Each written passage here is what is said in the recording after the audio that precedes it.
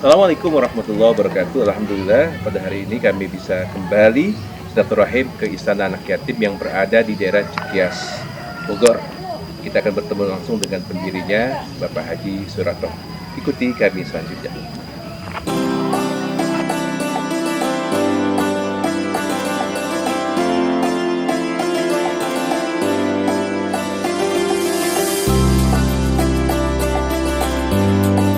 Alhamdulillah, kami sudah sampai di Istana Anak Yatim, daerah Cikias. Kita akan keliling untuk melihat situasi kondisi sekarang. Kalau setahun yang lalu, baru masjid yang sudah ada. Kemudian sini juga kita ceritakan kembali ada cover, ya, ada cover Al-Quran. Kemudian di situ ada Ka'bah. Jadi ini buat acara anak-anak kalau untuk manasik ya. Nah, TK silakan yang mau ke sini diperbolehkan yang menghubungi manajemen Istana Anak Yatim untuk belajar manasik haji di Cikias ini, di Istana Anak Yatim. The cover. Ini masjidnya, Masya Allah, tabarakallah, indah sekali. Bisa kapasitas berapa puluh orang. Nanti diperuntukkan untuk warga setempat dan juga untuk anak yatim yang akan tinggal di sini. Rencananya di awal tahun 2022 akan dimulai pendaftaran. Ada 30 orang yang akan diterima di sini dengan seleksi yang cukup ketat. Karena untuk menghasilkan kualitas daripada santri itu sendiri, dididik dengan benar manajemen di sana anak yatim. Ini pohon-pohon palem-palem, Masya Allah, tabarakallah, indah sekali. Jadi cukup representatif ya, anak-anak menghafal nanti untuk berkegiatan di sini. Di sini juga ada stage. Ini diperuntukkan kalau ada acara-acara tablik, ceramah untuk outdoornya. Di sini nanti rencana sudah disiapkan panggungnya. Ada tempat-tempat duduk.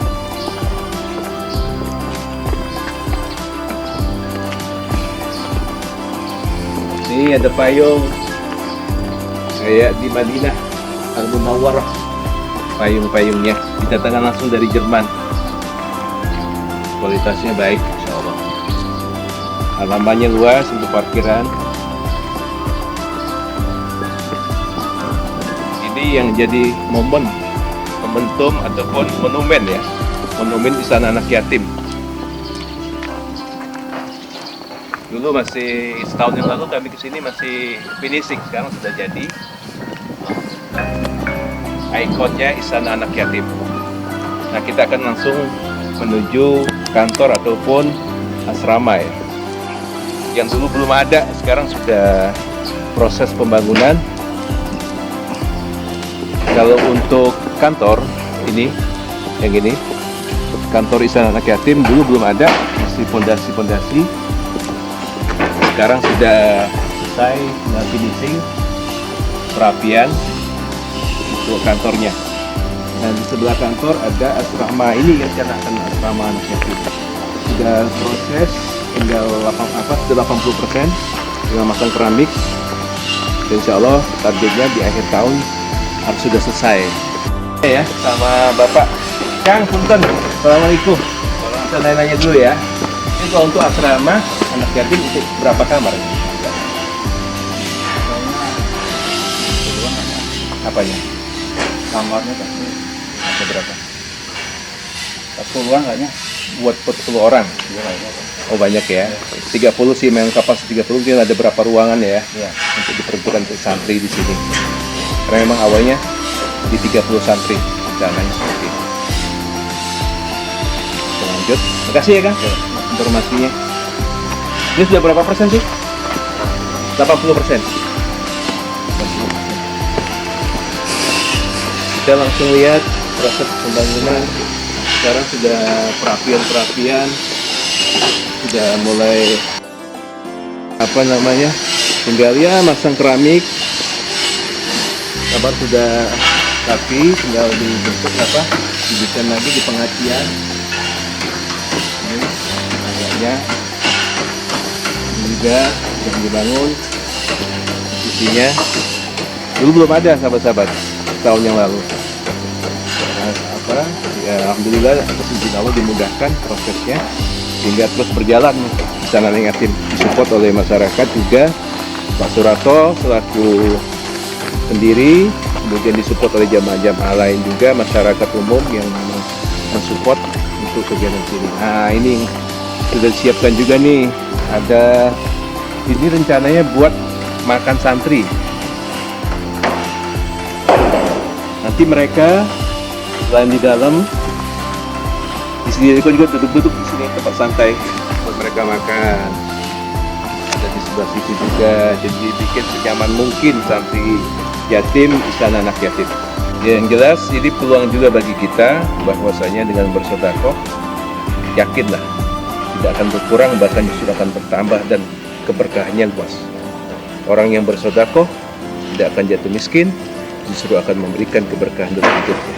Allah akan lipat gandakan dari satu benih menjadi 7 tangkai, di 7 tangkai menjadi 100, dan 1 tangkai menjadi 700 kali lipat, dan Allah lipat gandakan sesuai apa yang Allah kehendaki. Yakin, dan prinsip itulah yang dipegang oleh Bapak Surato, sehingga beliau yakin dalam keadaan sempit tetap harus bisa berbuat, apalagi dalam keadaan lapang, karena itulah yang akan menyelamatkan kita. Dalam Al-Quran itu dikatakan bahwasanya orang yang mati minta dibangkitkan kembali ke dunia hanya satu permintaan, bukan sholatnya, bukan puasanya, tetapi fa'asodak, bersodakoh. Kenapa? Karena sodakoh dampaknya lebih luas. Kalau ibadah sholat itu untuk pribadi kita, kewajiban kita kepada Allah Subhanahu Wa Taala, puasa pun demikian. Dan sodakoh bisa memberikan manfaat dan akan menjadi amal jariah untuk kita semua. Inspirasi kita hari ini di Istana Anak Yatim bersama dengan Bapak Haji Surato.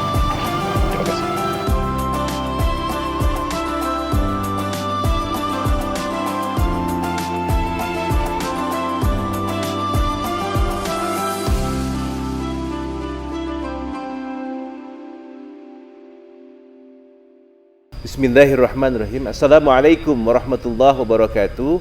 Alhamdulillah, pagi hari ini atas takdir Allah kembali kami bisa silaturahim kepada orang tua kami, Bapak Haji Surato di Cikias, di Istana Anak Yatim. Assalamualaikum. Waalaikumsalam Pak Haji. Apa kabar Pak? Alhamdulillah. Alhamdulillah. Sehat Pak ya? Sehat. Selalu menebarkan kebaikan ya, inspiratif kan. Amin. Baik, kita awali jumpa kita bersama-sama dengan baca basmalah. Bismillahirrahmanirrahim.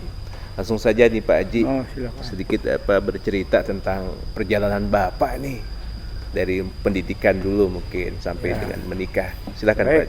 Ya, saya SD itu sekitar tahun 58. 58 nggih. Itu masuk SD. Waktu itu SD di kampung saya. Waktu itu kebetulan ada peraturan untuk masuk SMP ke kota, saya harus pindah ke kota. Baik. Kebetulan kakaknya ibu saya itu jadi lurah di kota. Oh di kota ya, lurah ya. Pak D. Pak D. Jadi Pak D saya itu di kota. Lurah namanya Pak D Suparno lurah. Nggih.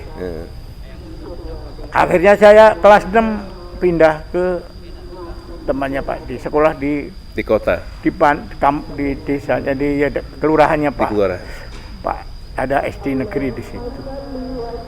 Itu kelas 5 harus dipindah karena supaya dapat nanti SMP-nya di kota. SMP-nya di kota. Habis itu. Tapi apa yang terjadi? Nah, gimana, ini Pak? keanehan, aneh ini Pak. Adanya apa Pak? Saya nggak dapat sekolah juga di kota. Oh gitu. Karena saya pindah ternyata pelajaran di kampung sama di kota jauh. Baik. Saya ya nilainya pas-pasan. Akhirnya dapat juga sekolah di luar kota dan lebih jauh dari kampung saya. Oke. Dari kampung saya itu sebelah barat kota Solo, saya dapat SMP sebelah timur kota Solo. Agak ini ya perbedaannya ya. Jauh banget. Jadi jauh, ya? saya berangkat jam 4 pagi. Sebelum subuh Pak. Pakai sepeda kelas 6, kelas 1 SMP loh. Umur berapa? Itu dulu sepeda laki belum nyampe Pak. Iya. Yeah. Jadi tak kasih di tengahnya itu dikasih sarung. Ya biasanya buat ini duduk. supaya kita ini ya bisa. Enggak kalau pakai sadelnya nggak nyampe. Nggak nyampe terlalu tinggi. Kan sepeda laki. Oke. Dikasih sarung. Baik. Ya. Jadi saya duduknya di sarung itu. Baik. Habis itu Pak? Itu berangkat jam 4 sampai rumah jam 4 lagi. tiap Jadi hari. 4 berangkat subuh sampai rumah jam 4 Balik. pagi. Dan Menempuh- kalau berangkat nanjak Oh. ke daerah ke pegunungan di sebelah timur Solo. Dulu saya di Boyolali, ini di Karanganyar. Oh, Kabupaten Boyolali rumah saya. Sekolah SMP-nya di Kabupaten Karanganyar, diselingi kota Solo. Jadi- Jadi ngelewati kota Solo. jaraknya cukup lumayan Loh, ya. ya makanya Jauh naik sepeda, Nanjak, nanjak lagi kan. pulangnya enak. Kalau pulang tinggal turun, Pak. Terus Oke, dulu lanjut. kalau kan aus tapi uang nggak punya. Mm-mm. Di sana kebetulan banyak orang punya sumur di pinggir jalan Oke. yang dipakai ginian. Aku Masih ngambil air, kerek, kan? langsung minumnya jadi ember itu. Tapi bening banget Pak ya, langsung minum aja seger ya. Udah nggak di atas ember, sak muka-mukanya masuk minum. Baik. Duit nggak ada mau jajan apa. Itu di Kabupaten Karanganyar, rumah saya di Kabupaten Boyolali. Itu tengah-tengahnya kota Solo Oh, ini ya posisinya ya. posisinya. Jadi kira-kira bangsa 60 ada, 70 kilo ada. Naik Naik sepeda Itu kelas. berapa jam Pak naik sepeda? Ya jam 4 sampai jam mau masuk sekolah nyampe. Jam 4 berarti kan sekolah itu paling nggak dulu jam 7 ya kalau nggak salah ya. Ya. 2 jam perjalanan ya? Iya, kurang lebih. 2 jam. Ya Allah. Terus itu pulang kalau haus nggak punya uang ya pakai ember, sumurnya pada di pinggir jalan pakai Iya, ini pakai kerekan kerekan biasanya gitu. langsung. Nah, saya minumnya ya muka saya masuk ke dalam ember. Udah, ini ceritanya SMP Ya, sudah. SMP sudah. Lulus SMA saya waktu itu kebetulan rumah saya itu dekat bandar udara, tempat pangkalan udara. Saya kepengin masuk Auri. Oh, tapi cita-cita itu sebelumnya sudah ada Pak, Belum ya? ada. Belum ada ya? Masuk Dulu setelah karena SMA, ada setelah tamat ada SMA? tamat saya dulu banyak taruna dari Jogja tuh latihan di Solo. Wah, pengen jadi taruna. Baik. Tapi ya ini lagi ada kejadian sebelum saya ngelamar. Saya dihina sama tetangga saya. Ya Allah. Tetangga saya itu gua tinggi gede. Masuk akabri nggak keterima. Oke. Duluan dia senior ya. Mm-mm. Nggak keterima. Saya begitu ngelamar diomongin sekampung. Yang gagah kayak saya nggak terima kantor. Atau kurus krempeng gitu mana bisa. Dibilangin kayak gitu ya? Iya. Itu Akhirnya saya sholat sujud di tengah. Ini kejatuhan air itu tiap doa, mudah-mudahan ada keajaiban Allah. setelah Ada itu. yang, tapi itu pupuk buat saya malah, Pak. Justru kan kalau ada apa positif sikap Bapak waktu digituin, Malah saya sholat mengabdi kepada Allah. oke. Ambil energi positifnya ya. Iya, begitu itu. Tantangan ya. Saya diterima, kan kaget orang Alhamdulillah. sekampung kaget dong. Di luar dari ini ya. Justru di situ kekuasaannya ya. Apa kuasa Allah, Pak? Iya, saya dihina, disuruh capek dulu. Waktu kecil susah dulu lah. Yang lain kan enak-enak tidur. Ya, kan Kadang-kadang kalau ada yang diantar normal. mobil. Jadi saya boro-boro. Betul-betul dari berarti proses itu Bapak alami benar-benar free ya secara apa perjalanan Pak ya dari SD naik sepeda, SMP pindah, SMA pun demikian. Pas mau masuk tentara pun Bapak sempat apa dikucilkan lah. Tidak dianggap lah gitu bahasanya Ya, sebelah mata. dia nggak mungkin. Nggak mungkin. Orang krempeng saya yang gagah tinggi gede gini nggak diterima. Nah dari omongan itu waktu tes saya juga agak grogi, bukan grogi. Sekali tes kan 230 orangan. Gagah orang mau coba kulit ada. Saya kan krempeng lah. Oke, Tapi yang terjadi apa? Justru yang gemuk-gemuk pulang duluan. pulang duluan ya. Akhirnya tiap hari itu ada yang dipulangin. Tes ini nggak lolos pulang. Dari 2 akhirnya tinggal 70 terakhir. 70 terus mau ada dikeluarin, 70 dikumpulin di depan gedung pertemuan di Akademi Angkatan Udara. Coba nanti yang saya panggil yang ini ke arah sini. Dipanggil duluan dari 70 dia hanya dipanggil yang banyak. Panggil udah pada peluk-pelukan yang dipanggil disuruh ke sana. Yang tinggal 7 orang saya. Enggak dipanggil. Begitu udah yang 7 ke sini. Ternyata diumumkannya begini. Yang nanti diterima jangan berbesar hati, yang nggak terima Dibilangin ya. nanti ada kesempatan lain tahun depan. Yang ini, yang banyak ini udah disiapin bis pulang. Baru pulang. Tinggal 7 kita baru pelukan. Karena itu udah otomatis Bapak diterima ya. Iya, lah sononya Sananya yang tadinya pelukan, Itu ya kisahnya ya? Ini kisah sampai akabri. Nah, setelah itu perjalanan setelah itu Pak, berapa tahun Bapak mengabdi di dunia Di akabri kemiliteran? lulus, saya dinas pertama masih sekolah lagi di Jakarta, Oke. 6 bulan. 6 bulan. Langsung ditugaskan di Bandung sampai tahun 85. 85 ya. Baru sampai pindah tahun ke Jakarta sampai pensiun di Jakarta. Nah, itu. perjalanan ya. Jadi waktu saya kawinnya ya di Bandung. Nah, ini nikah tahun berapa Pak? Nikah tahun 73. 73. Itu masih Saya ke awal Bandung tahun 70. Ya, Sekolah kan 69 saya lulus, sekolah lagi tambah di Jakarta 6 bulan. Jadi tahun 70 itu baru dinas. baru di masih awal-awal ya. Iya, dari 3 tahun kemudian saya nikah. Langsung Pak ya, Masya Allah ya. Memang dulu jatahnya minimal 2 tahun. Oh, 2 tahun. Boleh, kalau baru lulus nggak boleh. Terus habis itu tugas kemana lagi Pak? Tugasnya hanya saya Jakarta, itu keajaibannya tadi. Dengan gaji yang seadanya, saya sendiri nggak cukup, punya istri. Jadi Bapak untuk Sodarko itu sendiri sudah apa terkondisikan di awal-awal Bapak Sejak masuk besar, ya? sejak saya nikah itu saya sangat percaya kalau bersedekah itu tidak miskin, itu tidak bakal miskin. Tambah kaya ya. Tapi awalnya mungkin kan untuk meyakinkan itu kan nggak gampang Pak. Ya meyakinkan Apa ke istri. Tadi kan disuruh ibu potong ya? 5 ya. Gaji saya kasih 13.500 malah. Waktu itu ya, Heeh. 13.500. Kan gaji saya awalnya bujangan 8,5. Punya istri nambah 5.000. Oke. Disuruh potong, kita jadi mau berdua makan cuman 8,5. Potong untuk apa? Mertua separuh 2,5. Dua setengah untuk ke ibu keluarga saya Bapak, keluarga ibu gitu ya. Iya. Masya Allah. Nah itu yang Bapak rasakan Pak.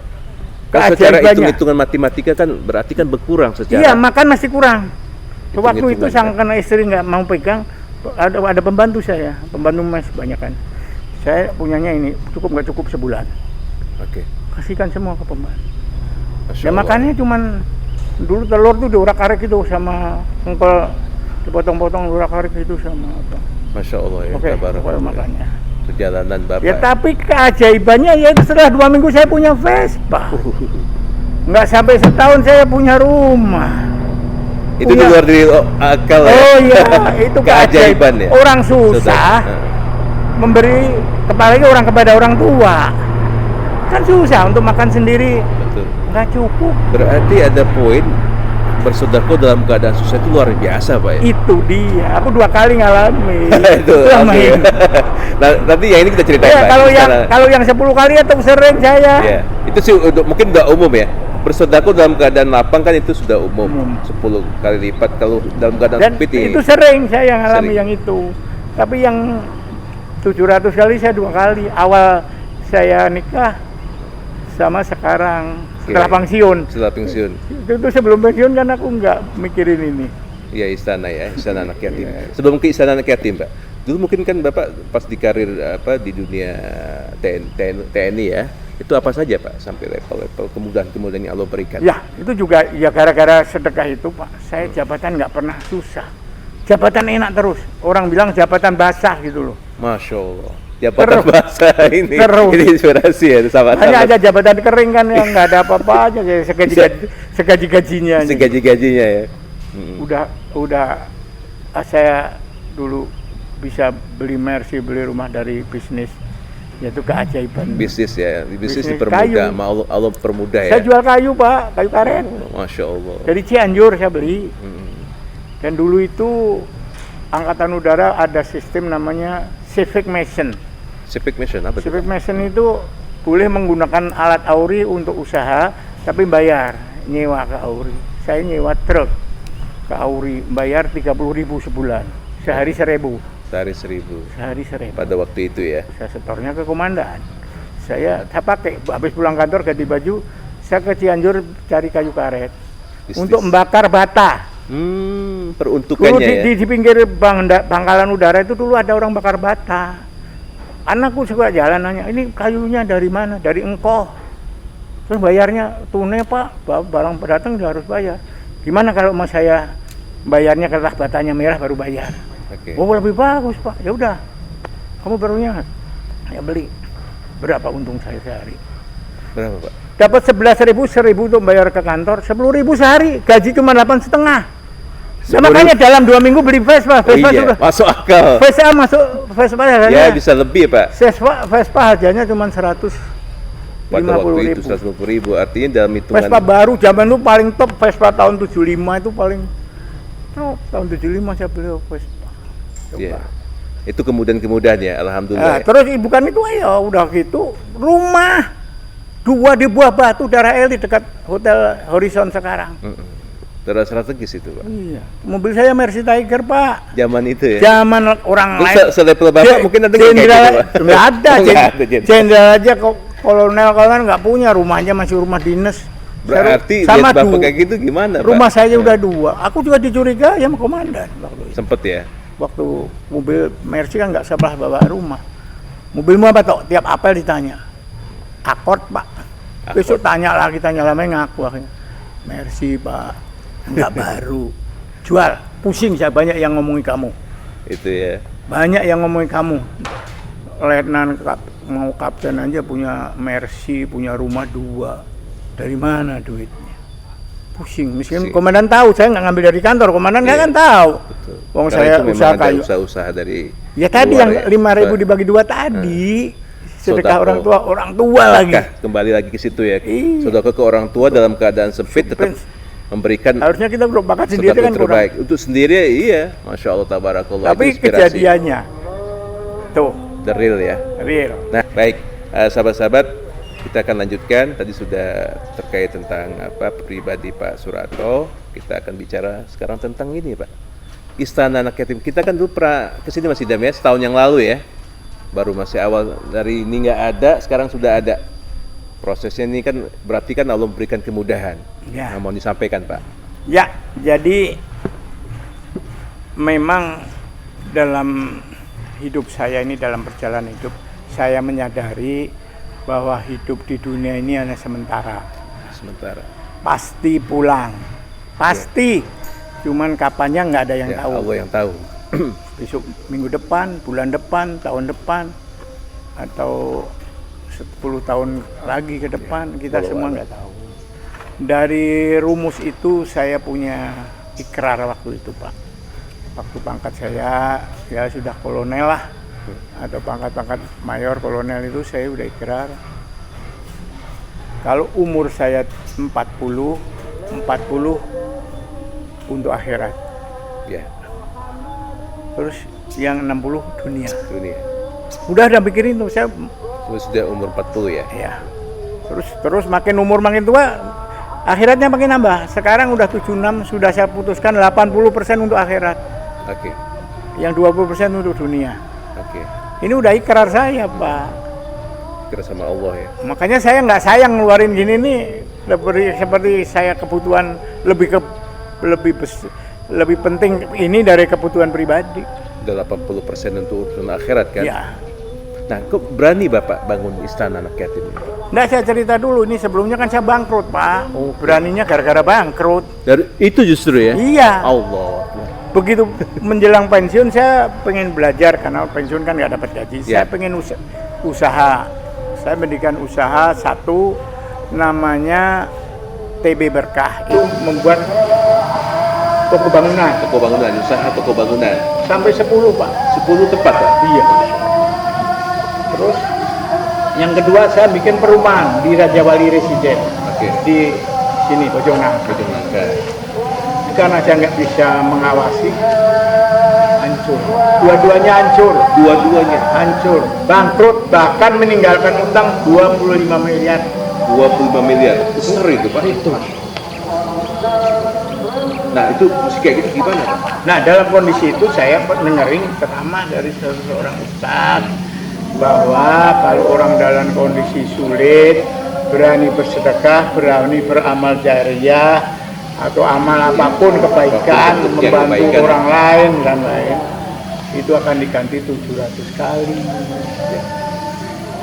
Nah, karena saya punya falsafah akhirat, yang bangun inilah yang 80% tadi dengan keyakinan akan mendapat penggantian, tapi tidak mengharapkan saya.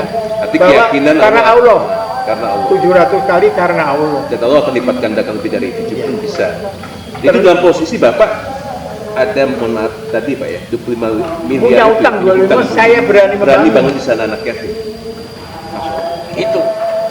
Jadi awalnya begini, kita mulai Juli 2019, Ya.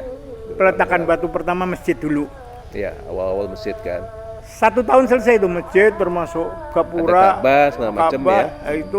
itu 1 tahun selesai. Jadi Juli 2020 saya resmikan masjidnya. Oke. Ini belum Belum ada waktu kami setahun yang lalu aja ini belum ada Pak. Asrama ataupun belum. kantor kan. Justru setelah itu beres 100%, baru mulai istananya, namanya Istana Anak Yatim ya asrama. Asrama ya YouTube Istana Anak Yatim saya mulai Juli 2020 Ya. sampai sekarang ya kondisinya sampai bulan apa ini September ini seperti ini.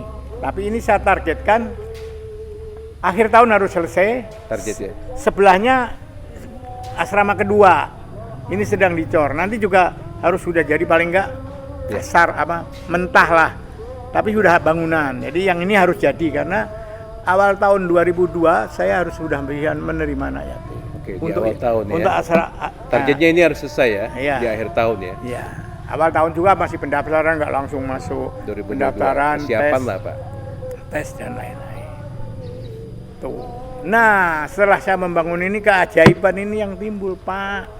Nah justru itu karena Bapak berani waktu dalam keadaan Bapak susah. Sah.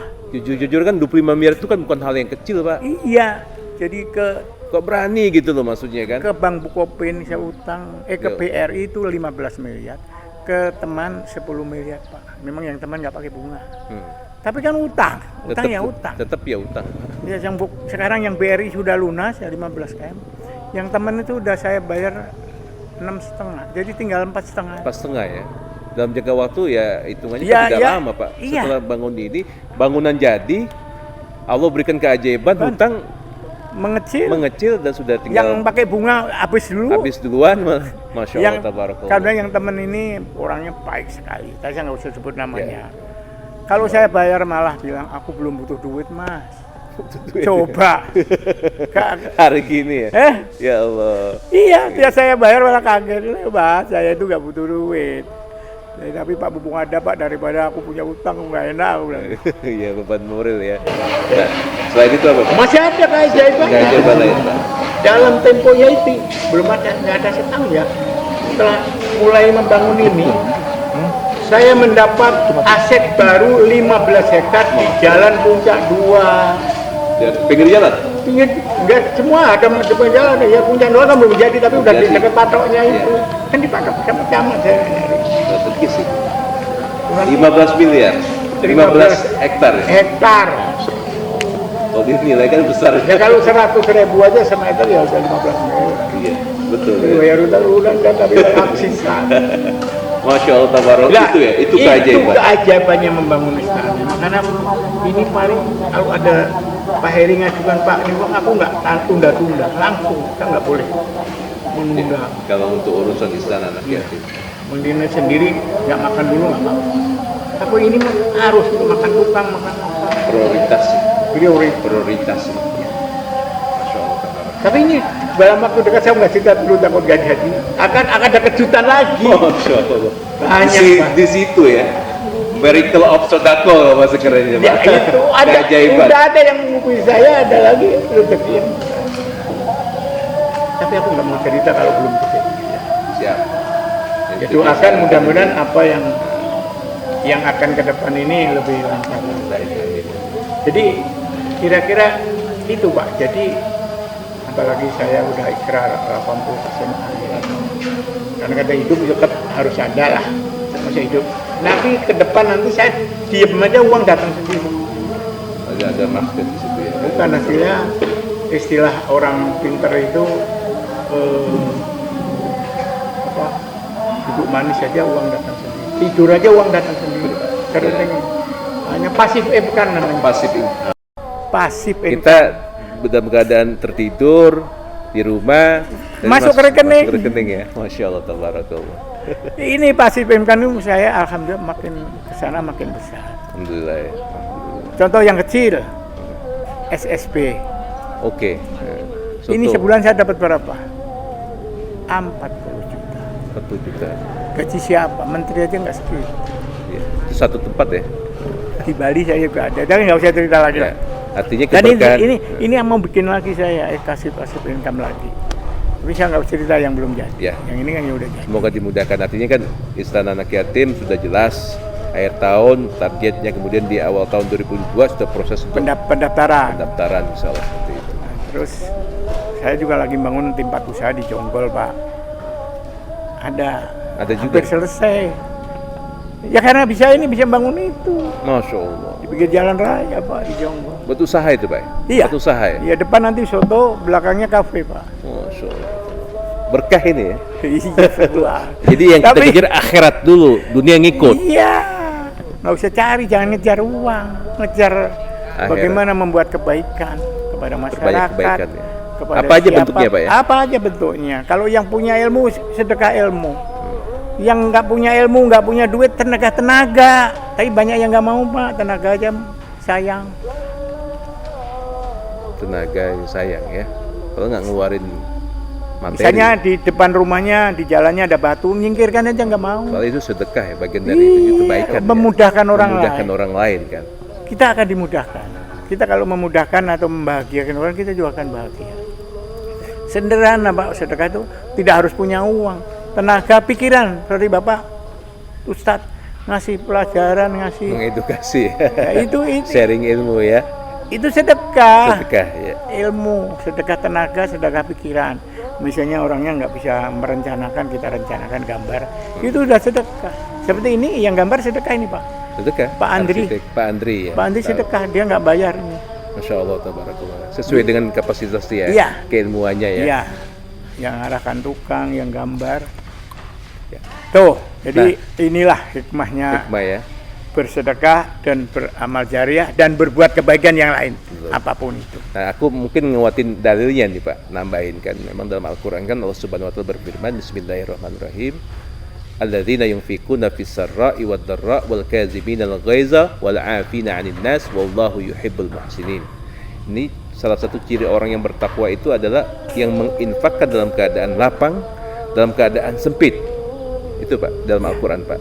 Nah, ketika dalam keadaan lapang itu kan secara rasio itu mudah. Ada pembangunan Ya. kita ngerti ilmu yang mudah Pak. Punya Ya. uang 1 miliar, ngeluarin 10 juta tuh nggak terlalu berat. Ya. Tapi kalau dalam keadaan sempit, kita tadi Pak Surato membangun Istana Anak Yatim dalam keadaan punya hutang 25 miliar kan nggak gampang. Iya. Kok berani gitu loh. Satu hal berarti yakin kepada Allah. Iya, Allah saya akan sangat yakin itu. Di situ Pak kuncinya. Iya, sangat yakin Dalam keadaan susah kan. itu. Nah, satu lagi Pak, dalam ayat juga mengatakan bahwasanya orang yang sudah meninggal, mohon maaf, itu minta dibangkitkan oleh Allah ke muka bumi lagi. Satu Pak yang dimintanya, bukan sholatnya, bukan puasanya, tetapi Pak asodak, maka bersodakohlah. Iya, Kenapa? Dia dampaknya lebih luas. Makanya dulu nyesel dulu kenapa? Iya, Udah dulu mati nggak baru sodako, ingat. baru ingat minta dibangkitkan. Udah Kalau sholat kan meninggal. mungkin pribadi, Iya. puasa pribadi, tapi sodako itu kan dampaknya untuk Membahagiakan orang lain. orang lain. Itu menguatkan, masya Allah. Termasuk jalan ada batu kita nyingkirkan, membahagiakan orang lewat, nggak kesandung, nggak mobil juga nggak nabrak batu. Betul. Tapi banyak yang nggak mau. Itu sederhana padahal ya, nggak perlu banyak keluar biaya Pak. Ya. Nah, ini satu lagi Pak, apa? Ini kan di era pandemi kan kita insya Allah seiring waktu akan mulai berkurang, normal lagi. Nah, kan banyak teman-teman mungkin usahanya bangkrut, usahanya lagi apa tidak bagus. Motivasi Pak, supaya Ya. bisa bangkit lagi. Ya itu Tips-tips harus berani, Pak. harus berani. Berani bersedekah, berani beramal jariah. Di situ aja ya. Dan tipsnya. buktinya aku ngalami masalahnya, aku bisa ngomong, aku ngalami sejak letnan Oh, ngalaminya. berarti prosesnya dalam Prosesnya ya. sejak letnan, mulai dari kecil, meskipun letnan udah punya rumah 2 di tengah kota Bandung, di daerah elit. Berani ya. Berani berbuat baik ya. Ya berani, tadi udah sendiri nggak cukup kok berdua, malah suruh motong lagi kembali 8,5 berdua. Oke. Poinnya Dari situ sodako. keberanian saya makin kesini makin nggak hitungan lah soal gitu-gitu. Latihannya Pak ya. Iya. Latihan, sodako, Allah akan berikan keberkahan. Baik, Sahabat-sahabat dimanapun berada, demikianlah inspiratif pada pagi hari ini dengan Bapak Suroto. Mudah-mudahan Istana Anak Yatim ini segera selesai Pak ya pembangunannya. Kembali bagi sahabat-sahabat yang mau mendonasikan, mensupport kegiatan di sini atau pembangunan di sini, silakan datang langsung ke Istana Anak Yatim yang berada di daerah Cikias, Udik Pak ya. Semoga pertemuan ini berkah, menjadi inspirasi untuk kita semua. Tetap semangat, bangkit kembali. Kita akhiri dengan baca hamdalah. Alhamdulillahirabbil alamin. Wassalamualaikum warahmatullahi wabarakatuh.